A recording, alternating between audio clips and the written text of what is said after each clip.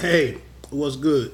Thanks for pressing play on another Pay Me No Mind sports and entertainment video. I'm the creator here, Wood, host of the Bite Down Boxing podcast with R.L. Woodson. Bite Down Boxing with R.L. Woodson, I believe that's over there. At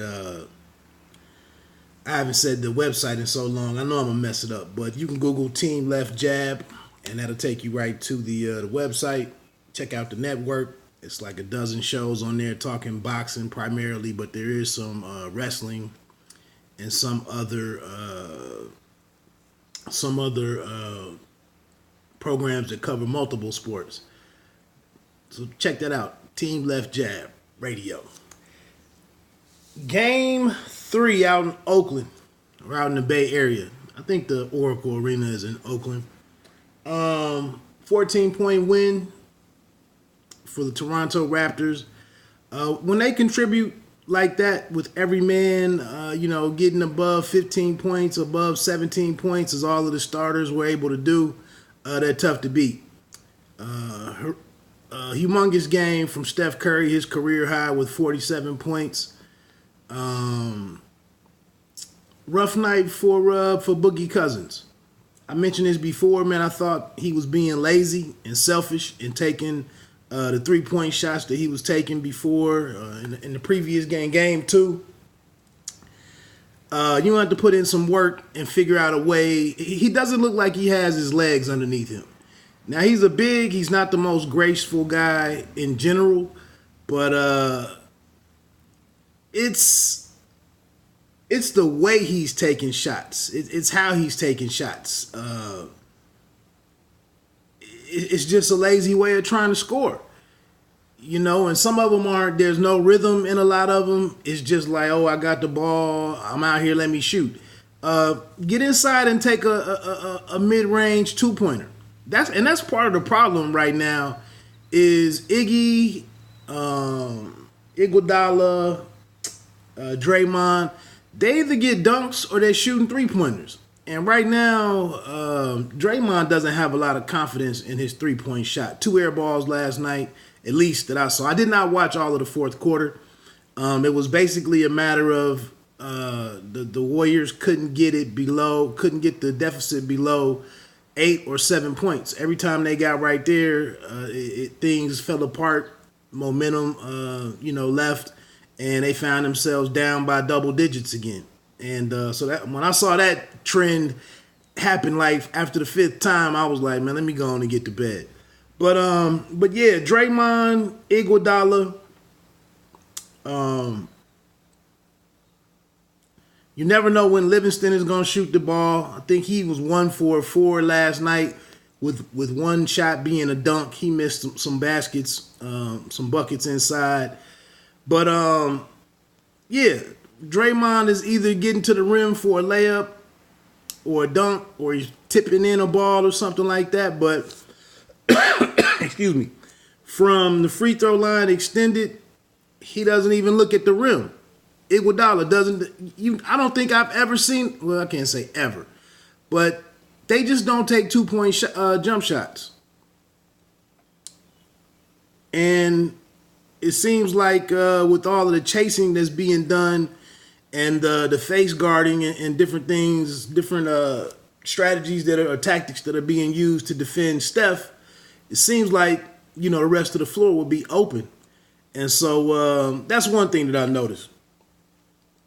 But again, Cousins, get some possessions with your back to the basket. I mean, he was inside. His footwork is just horrible right now.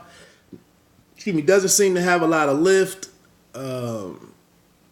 He just doesn't seem comfortable right now in traffic.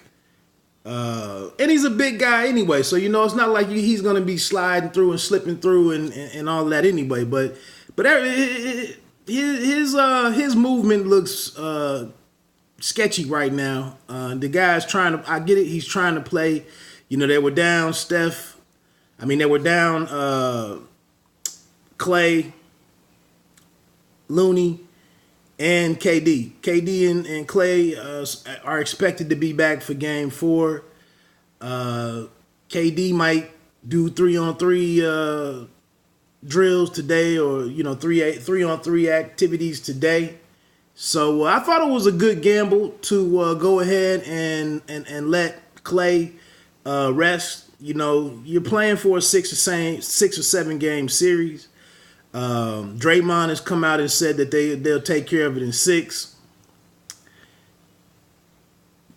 I don't know if how much stock I put into that, but I think one thing with those guys coming back, in a very short period of time, you're gonna probably try to revert back to how do you manage this with KD on the floor. We know how the offense changes drastically with him on the floor, and it's gonna be a pressure situation with it being late in the series. So how do you manage over the a 48-minute game? How does everybody reassume these different roles and responsibilities that they had 9 games ago or whatever when he was healthy?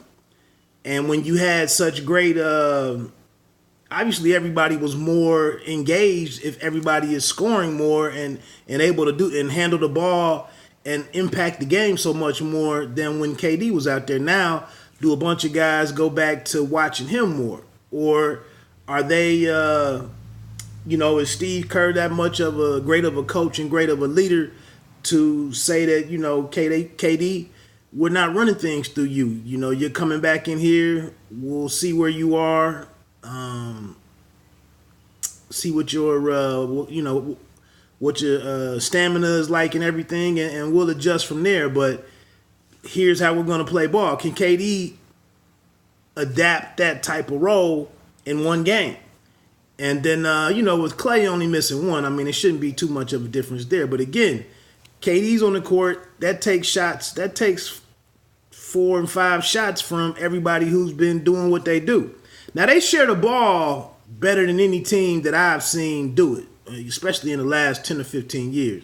So, it's not the stingiest group of guys, and I've already praised them for the selflessness that they play with and all of that. So, it's not that it can't be done, but we'll see. But shout out to the Raptors, man. 30 points from forgetting everybody's name today. From Kawhi. 18 points from Siakam, who got busy in the first half. Again, getting 2-point baskets. He's almost doing what Livingston once could do or used to do. But he had a big first half. 25 points from Steph in the first half. Gasol with like 17 points between Lowry and Danny Green, like 11 3-pointers. Both of those guys, I think, shooting around 50% from 3. Green with like 18 points or something. Lowry with 23. Just like I said, when they play that team basketball and everybody gets above 15 points, they're a pretty tough bunch to beat. Plus the team defense that they play. 11 off the bench from Van Vliet. Just a solid team game.